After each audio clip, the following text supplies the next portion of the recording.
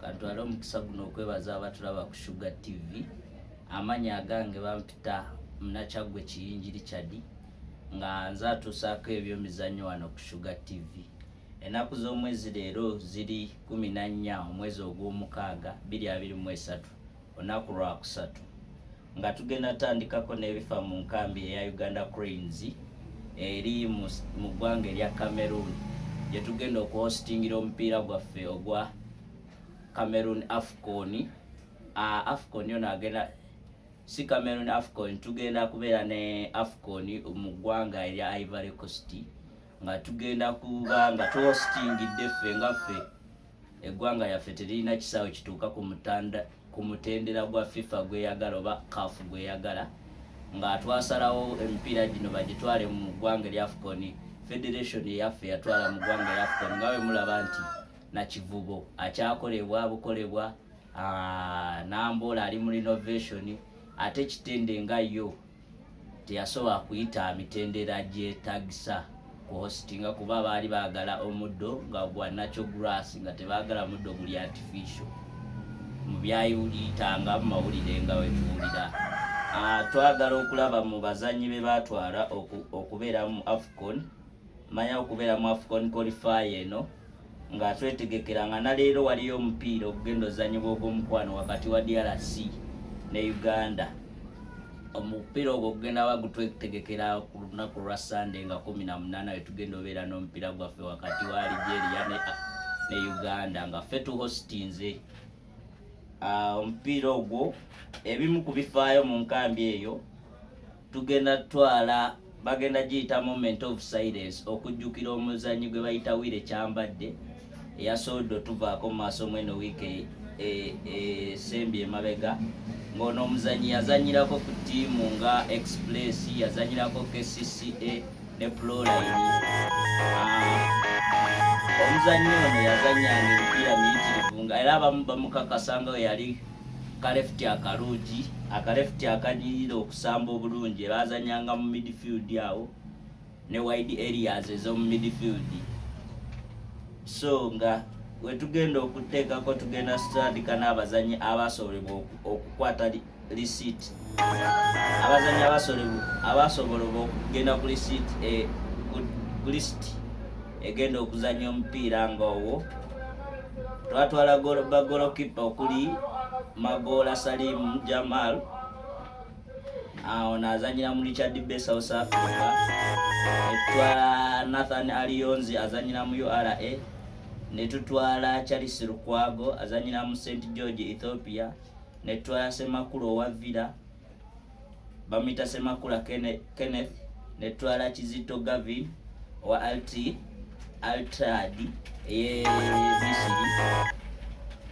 netwala Kayonda Aziz azanyira mu DC Leganizi,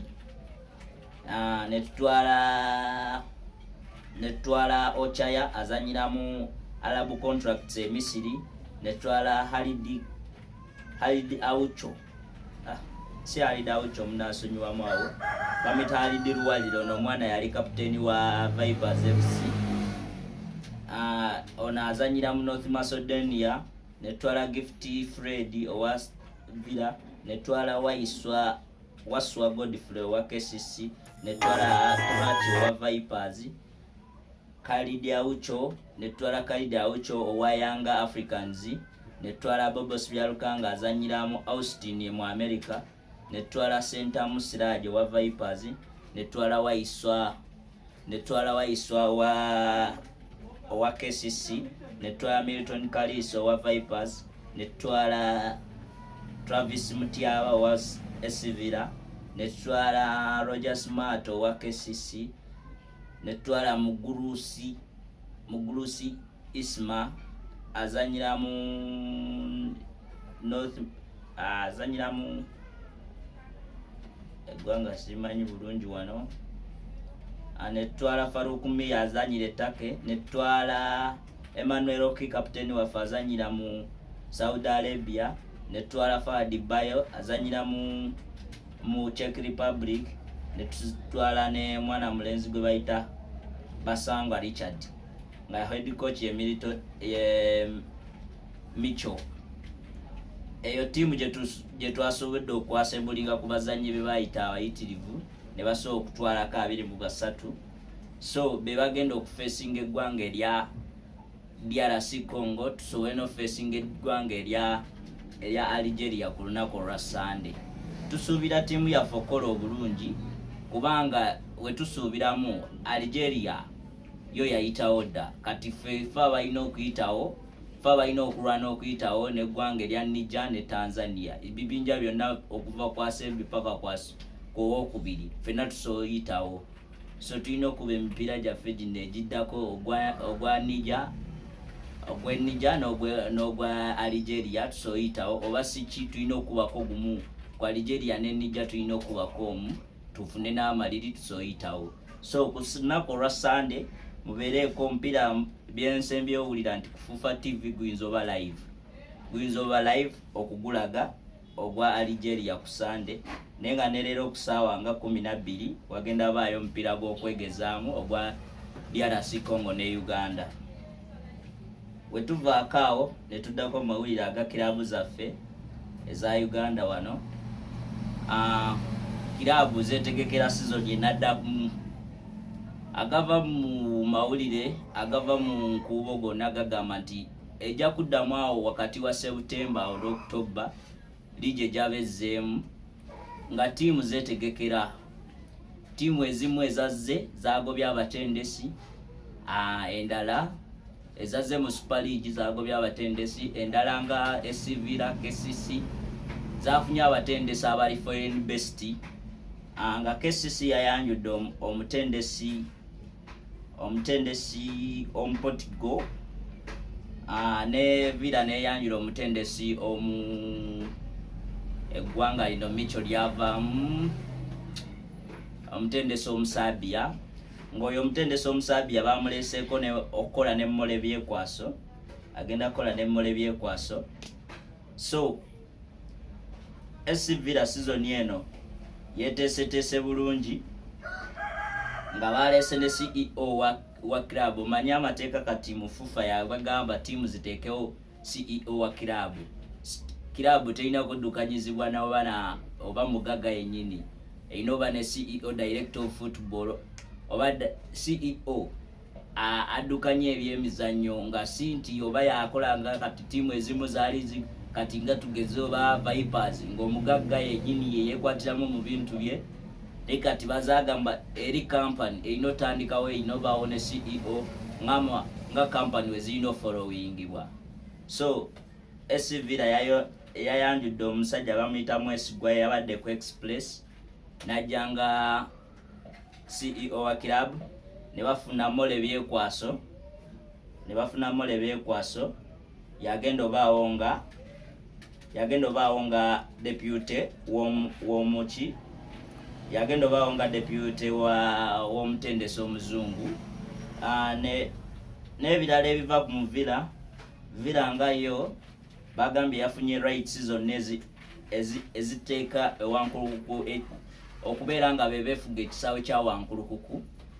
rights zonna yazifunye so Express egenda noonyako ekifo ekirala wegenda okuhositingira emipiira amalala agavaako mu nkambi ya Vipers mugavaayoko waliwo abazanyi abamu abategekeddwa okuta ng'abamu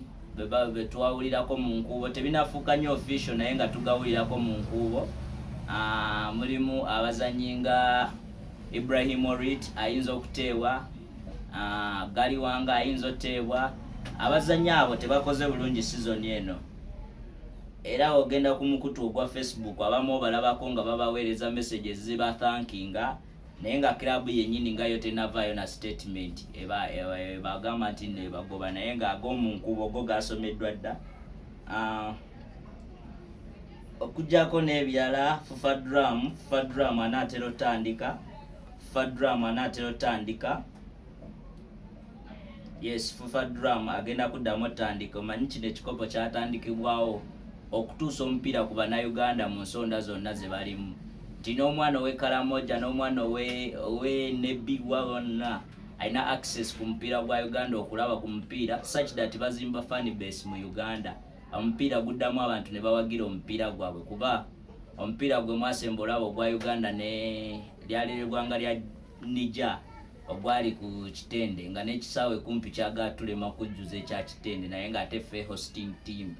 kyali kyagatulema okujjuza eggwanga eryaffe ng'edda twagendanga Namboole abantu ne bajjula e Namboole n'obulwako ne w'okuyita tiketi ne zitundibwa ne ziggwawo oba mujjukirako n'emabegako awo we bakubako tiketi ezagenda mu Namboole Comoros nga tiketi zisukka ku kisaawe kapasite y'ekisaawe. So abantu abamu baatula nabwera okulaba emipiira. Ebbugumu eryo lyali lyaggwawo mu Uganda kati FUFA neeteesa neereetawo ekikopo kye bayita FUFA drum esobola okwongerako ku mutindo gw'abawagizi okudda mu kisaawe okubanga babatuusa omupiira baddemu babaagazisa omupiira ng'abantu kuba bagamba Uganda eyagala nnyo omupiira naye nga te tebakiraga